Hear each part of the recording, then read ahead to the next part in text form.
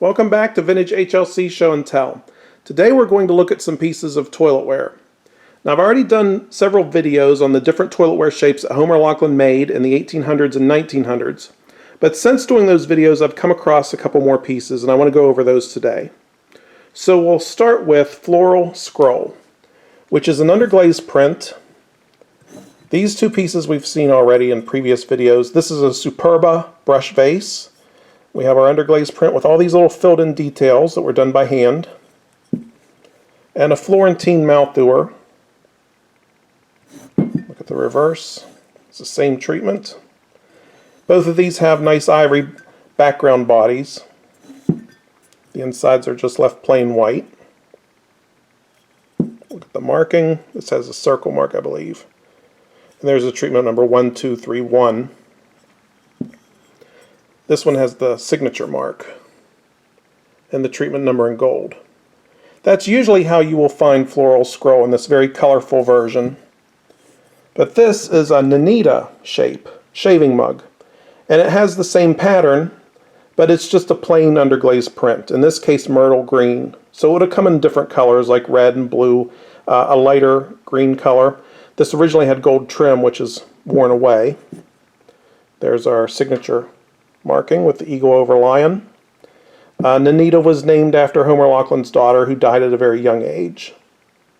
But that's a nice little comparison to show the elaborately decorated floral scroll versus a very simple plain print. Next is Cupid. This is treatment number 1278. So we have it on Superba with gold trim. Look at the reverse. Two different Cupid prints, the large prints. The small prints just has the head with the wings. This is a Catalina shaving mug. Floral on the back. And it has its decoration numbers 1278.5. So when you see these halves in toiletware treatments, usually it means it's a variation that involves the gold. In this case, the original 1278 had gold trim, as you see here, but 1278.5 has no trim at all. So it's just a variation. We're going to see that again here in a minute on bridal. But the piece I want to focus on today is this, Arno. Very difficult shape to find. It comes from the 1800s. We see our Cupid treatment in green. We'll look at the back.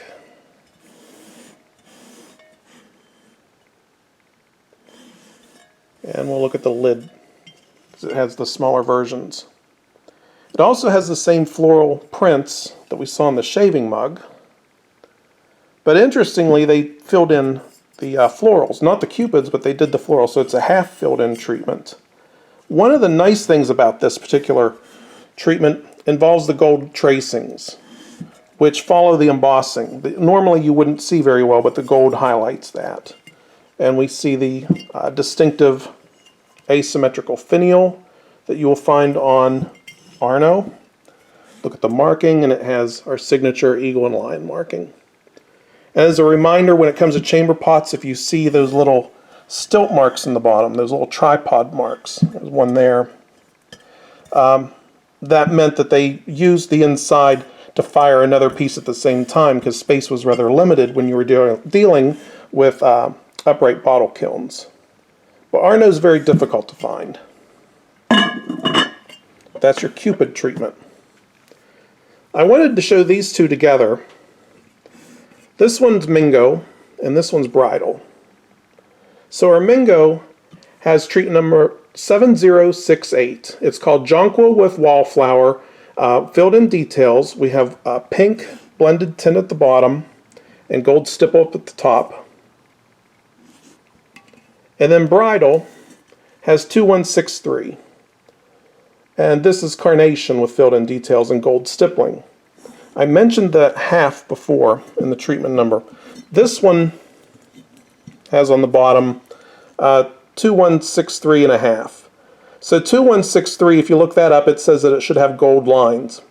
But this one has gold stipple. So again, we're seeing a variation of a standard treatment. So rather than give it a new number, they just tag on a 1/2 at the end.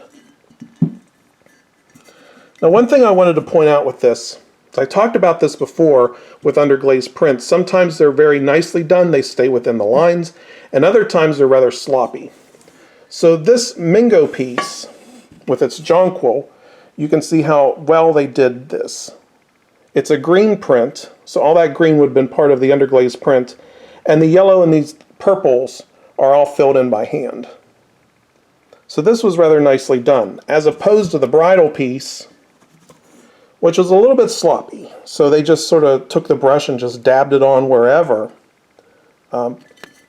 It's not a big deal for me. I don't know if there are any collectors out there who would discriminate against something like this, but you will see these variations where some are rather sloppily done or hurriedly done, as to others which were a lot of care was taken into how the details were filled in with these underglazed prints.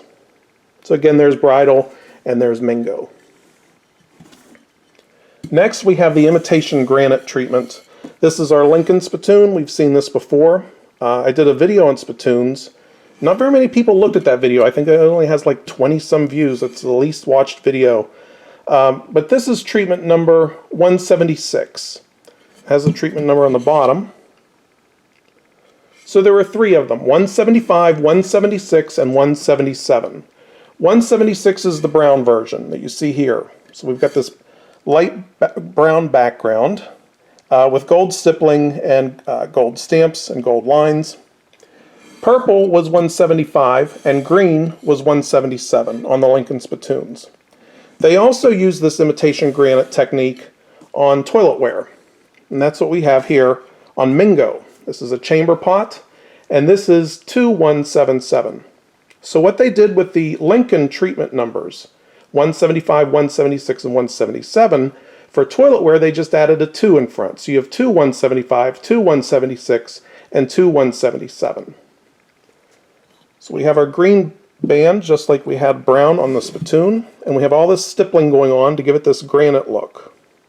Same gold stamps, same gold stippling going on the handle and the foot.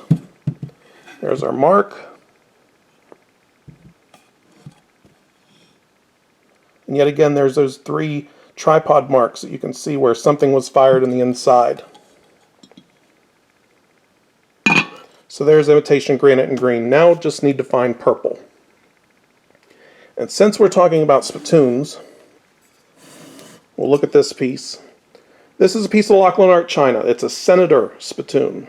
It's part of the large Laughlin specialties. It would have been made sometime between 1902 and 1905.